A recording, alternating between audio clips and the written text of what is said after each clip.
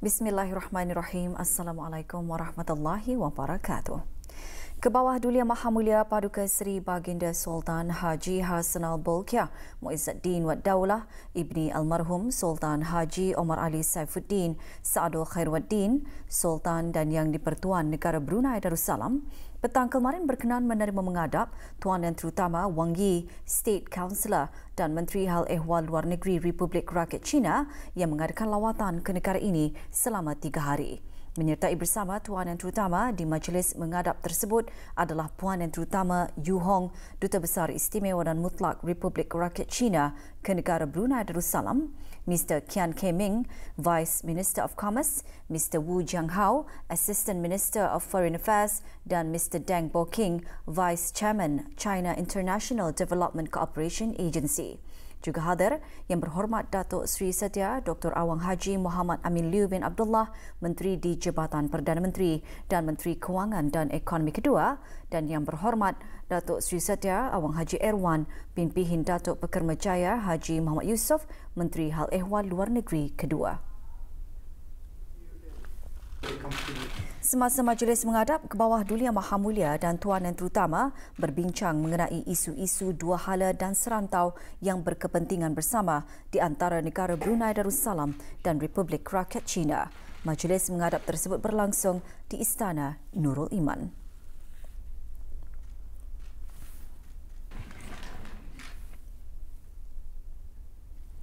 Hubungan diplomatik dan dua hala antara negara Brunei Darussalam dengan Republik Rakyat China terus akrab dan kukuh.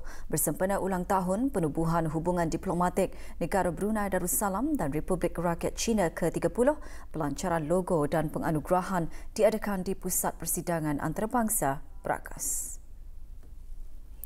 Pelancarannya disempurnakan oleh Yang Berhormat Datuk Seri Setia Awang Haji Erwan bin Pihin Datuk Pekermajaya Haji Muhammad Yusof, Menteri Hal Ehwal Luar Negeri Kedua, dan Tuan Yang Terutama Wang Yi, State Councillor dan Menteri Hal Ehwal Luar Negeri Republik Rakyat China.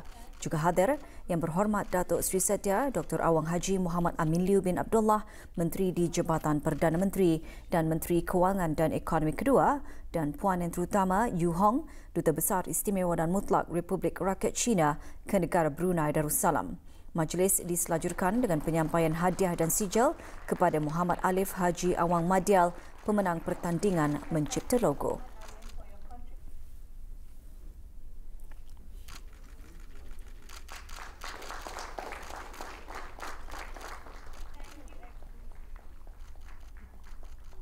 Majlis doa kesyukuran untuk kontingen Angkatan Bersenjata Diraja Brunei ABDB bagi pasukan pemantau antarabangsa Mindanao ke-16 IMT M16 dan kontingen Brunei di bawah Batalion Malaysia Malbat 8507 untuk United Nations Interim Force in Lebanon UNIFIL diadakan di Surau Ad-Difa, Bolkiah Garrison.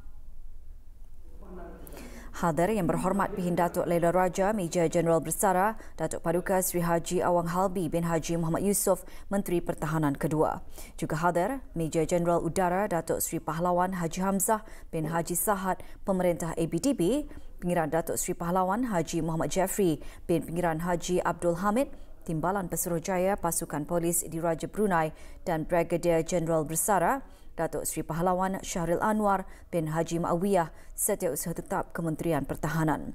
Kontingen IMT M16 dan kontingen Brunei Malbat 8507 selamat kembali ke negara ini setelah selesai menjalankan misi masing-masing.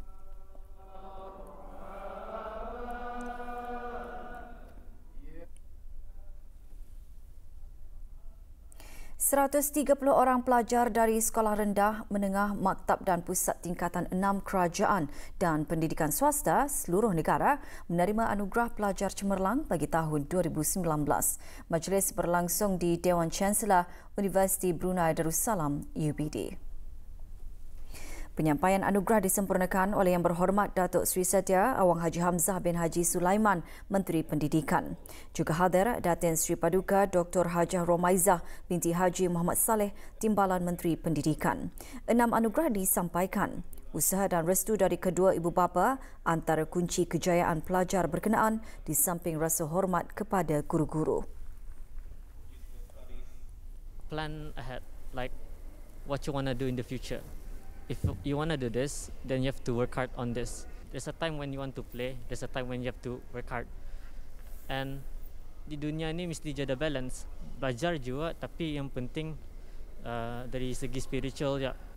We must have a target in our life, so like we must have a straight goal for what we want, and for that we must, kalau in Malay people say doa, usaha, ikhtiar. Subjek Al-Quran ini bukanlah macam subjek biasa yang Tani patut revise kalau macam break 1 baru tahan revise. Ini subjek yang Tani mesti revise setiap hari. Kalau Tani dah revise setiap hari, mungkin sehari 2 pun apa yang kami hafal itu boleh hilang. Jadinya mestilah Tani tekun dan beristiqamah dalam mengulang dan menghafaz Al-Quran. I usually revise when I have time, like before Gama. I feel grateful, alhamdulillah, bersyukur kepada Allah for this anugerah, since it's also one of my goals. Kursus Maktab Turus akan melengkapkan para peserta dengan pemahaman yang lebih baik terhadap konsep-konsep utama operasi dan strategi pertahanan dan keselamatan, termasuk kebolehan dalam perintah asas, analitis dan komunikasi.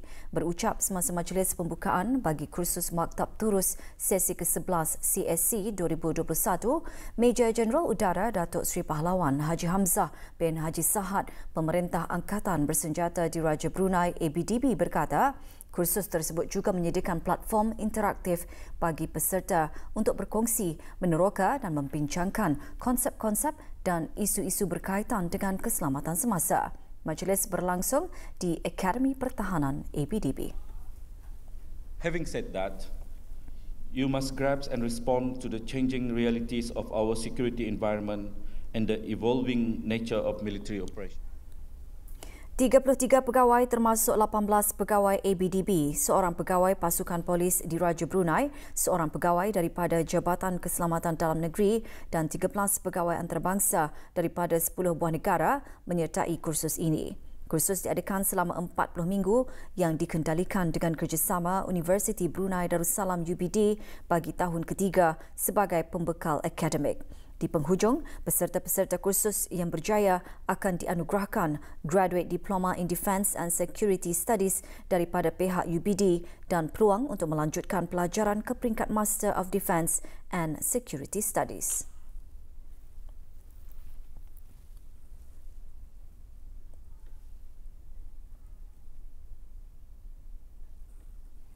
Perkembangan situasi jangkitan COVID-19 di negara Brunei Darussalam. Tiada kes baru COVID-19 dicatatkan di negara ini, manakala 3 kes aktif masih menjalani rawatan di Pusat Pengasingan Kebangsaan. Dalam siaran akhbar mengenai perkembangan situasi jangkitan COVID-19 di negara Brunei Darussalam, Kementerian Kesihatan memaklumkan jumlah keseluruhan kes jangkitan kekal 174 dengan kes sembuh seramai 168 orang. Kes terakhir jangkitan tempatan COVID-19 dilaporkan pada 6 Mei lalu, manakala jumlah kes import sejak kes jangkitan terakhir tempatan dilaporkan sebanyak 33 kes.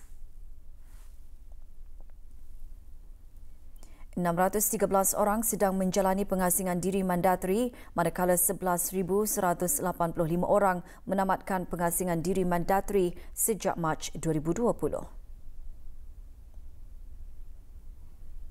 Sementara itu, 308 sampel ujian virus SARS-CoV-2 telah dilaksanakan menjadikan jumlah keseluruhan ujian makmal yang dijalankan sejak Januari 2020 86,367 ujian.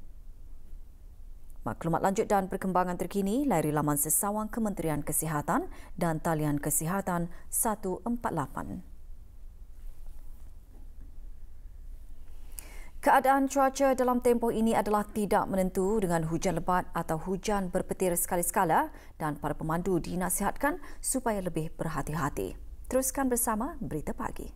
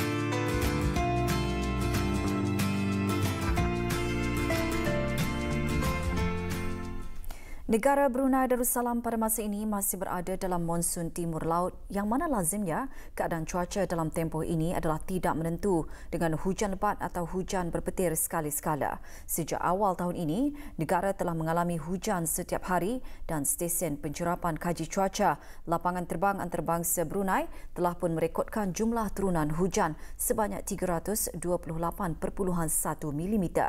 Awang Muhammad Husaini bin Aji, pengarah kaji cuaca Jabatan Kaji Cuaca Brunei Darussalam berkata, mengikut purata jangka panjang, jumlah turunan hujan bagi keseluruhan bulan Januari adalah 308 mm. Peningkatan aktiviti dan jumlah hujan yang tinggi di negara Brunei Darussalam pada masa ini adalah dipengaruhi oleh kombinasi sistem tekanan rendah yang berada di kawasan utara Borneo dan juga luruan angin timur laut yang kuat berada di rantau kita. Jadi curahan hujan yang lebat di kawasan daerah Brunei Mora, daerah Tutong dan di kawasan persisiran daerah Belait. Ini menyebabkan kejadian banjir dan banjir kilat terutamanya di kawasan-kawasan rendah dan mudah banjir. Jadinya keadaan air pasang juga semasa hujan lebat telah menyebabkan banjir berlaku di kawasan berhampiran tebing sungai. Jadinya berpandukan model ramalan di Jabatan Kaji Cuaca, model ramalan berangka ataupun numerical weather model yang terkini menunjukkan secara keseluruhannya keadaan cuaca tidak menentu di negara Brunei Darussalam akan berterusan dengan hujan sekali-sekala lebat sehingga 15 Januari. Menurut Jabatan Kaji Cuaca Brunei Darussalam, hujan atau hujan berpetir dijangka berlaku terutama pada sebelah petang dan malam dan boleh berlanjutan sehingga subuh. Dalam keadaan cuaca pada masa ini, masih terdapat risiko banjir dan banjir kilat berlaku. Keadaan angin boleh mencapai sehingga 45 km sejam semasa hujan lebat. Keadaan laut dijangka berada di paras sederhana hingga ke bergelora dengan ketinggian ombak mencapai 3 meter sehingga minggu depan. Orang ramai adalah dinasihatkan untuk mengambil perhatian akan risiko banjir kilat terutamanya di kawasan-kawasan rendah dan mudah banjir semasa hujan lebat dan juga bahaya kejadian pokok tumbang semasa keadaan berangin. Keadaan laut bergelora adalah berbahaya kepada semua bot bersaiz kecil dan semua aktiviti rekreasi dan sukan laut. Ikuti maklumat keadaan cuaca terkini dengan menghubungi talian cuaca 114 atau layari www.met.gov.pn atau laman sosial media seperti yang tertera.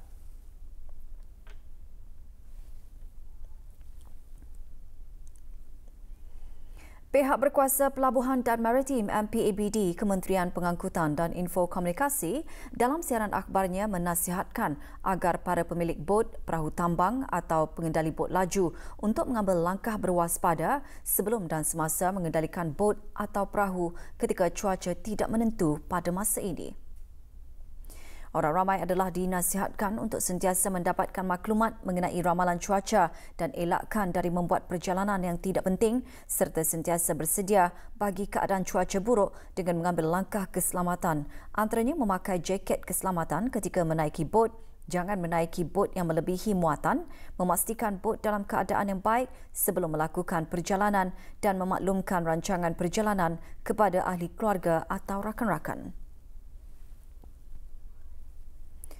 5 orang lelaki ditahan kerana dipercayai terlibat dalam aktiviti penyalahgunaan dadah. Biro Kawalan Narkotik BKN dalam kenyataannya menyebut kesemua lelaki terbabit ditahan dalam satu operasi serbuan di Kampung Birau Tutong pada 11 Januari lalu. Hasil pemeriksaan telah menemukan beberapa paket straw yang berisi pecahan dan ketulan hablur dipercayai dadah jenis syabu seberat 2.97 gram serta sejumlah wang hasil daripada kegiatan dadah sebanyak RM301 Brunei dipercayai hasil dari aktiviti penjualan dadah. Tangkapan tersebut masih dalam siasatan di bawah kesalahan seperti berikut.